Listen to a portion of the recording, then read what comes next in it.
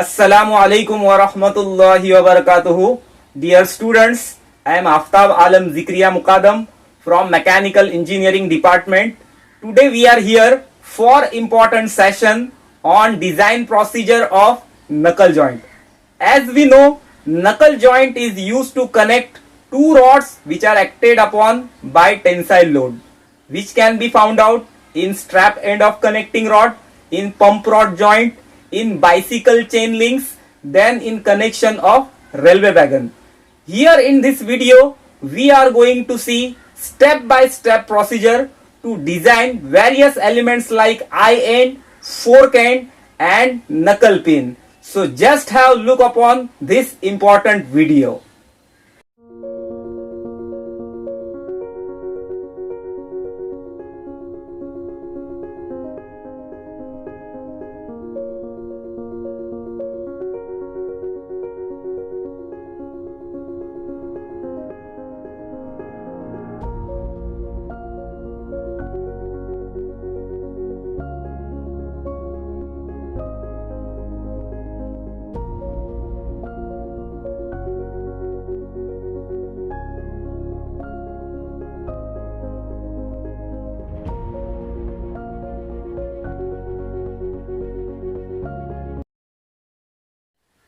Step number 1 is failure of rod end in tension.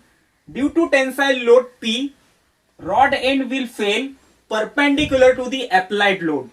So area resisting to that tensile load we can determine as A is equal to pi by 4 d square. So therefore tensile strength of rod end can be determined P is equal to tensile stress into area. Therefore P is equal to sigma T into A. Upon substituting this value of A, we can get P value. P is equal to sigma T into pi by 4 d square. This is the tensile strength of rod end, where this tensile stress sigma T should be in allowable limit of tensile strength of material of rod end. Step number 2 is failure of knuckle pin in double shear. As we know that upper and lower portion of pin are in fork end, so due to load P, knuckle pin will shear off at these two portions. So upper and lower portion that will be sheared off. So therefore area is equal to 2 times pi by 4 d1 square. This is the area resisting to the shear failure. So upon substituting this value of area, we'll get shear strength equation, that is P is equal to shear stress into area. So P is equal to tau into A. Therefore P is equal to tau into 2 times pi by 4 d1 square. This is the shear strength of knuckle pin. Step number 3 is failure of eye end, that is single eye in tension. Due to load P, that area will going to fail perpendicular to the load. So resisting area for tension A is equal to d2 minus d1 into T.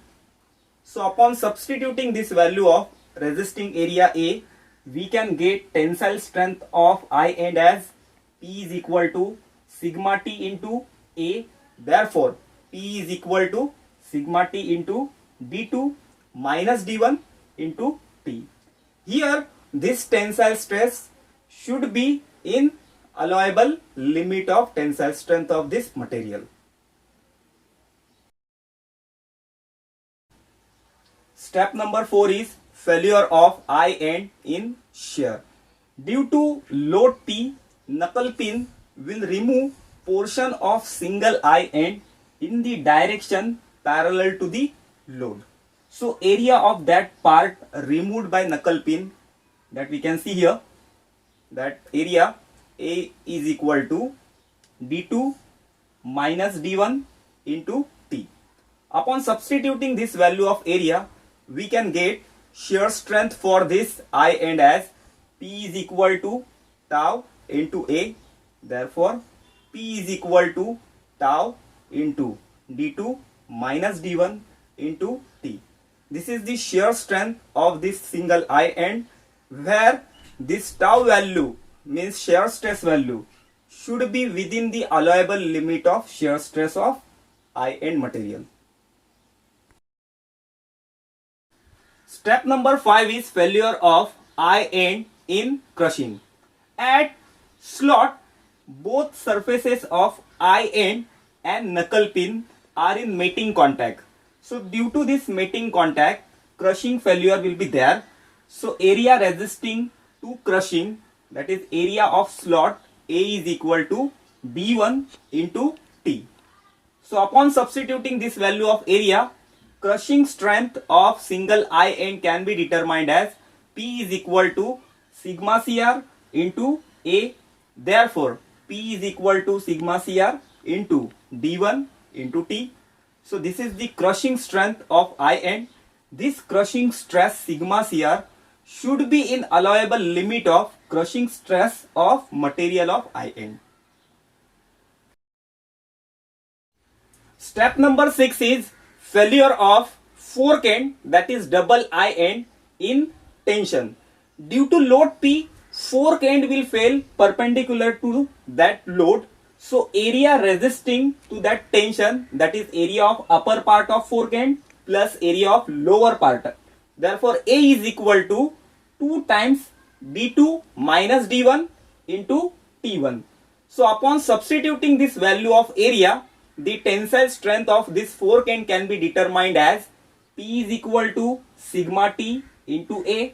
Therefore P is equal to sigma T into 2 times D2 minus D1 into T1. This is the tensile strength equation for fork end, where this tensile strength should be in allowable limit of tensile strength of material of fork end.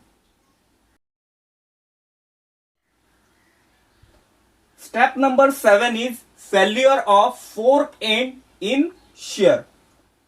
In this failure, when load is applied to fork end, knuckle pin will remove two pieces, that is from upper part and lower part of fork end. So area resisting to the shear, that are the areas of these two portions. So A is equal to 2 times D2 minus D1 into T1. Upon substituting this value of area, we can get shear strength equation for fork end as P is equal to shear stress into area. So P is equal to tau into A. Therefore P is equal to tau into 2 times D2 minus D1 into T1. This is the shear strength, where this shear stress sigma T value should be in allowable limit of shear stress for material of this fork end to avoid the failure. Step number 8 is failure of fork in crushing. At upper and lower slot, knuckle pin and fork end are in mating contact. So due to this, crushing failure will be there. So area resisting to that crushing will be area of upper slot and area of lower slot. So this is the total projected area. A is equal to 2 times D1 into T1. So we can get the crushing strength for fork end as P is equal to crushing stress into area. Therefore P is equal to sigma CR into A. So P is equal to sigma CR into 2 times D1 into T1, where this crushing stress sigma CR should be in allowable limit of crushing stress of material of this fork end to avoid the failure. Step number 9 is failure of knuckle pin in bending. As knuckle pin is very important part of this knuckle joint assembly, so it is subjected to variable loading at upper and lower part of fork end, and at middle part, that is at I end, it is subjected to UDL, that is uniformly varying load. So for this knuckle pin, the load distribution diagram you can see here. From this load distribution diagram, we can determine first one, bending moment. So that bending moment is equal to P upon 2 in the bracket T1 upon 3 plus T by 4. Then the strengthened area having section modulus Z is equal to I upon Y. For circular cross section of knuckle pin, moment of inertia I is equal to pi by 64 into d1 raised to 4. Then Y, that is the distance of that section, Y is equal to d1 upon 2.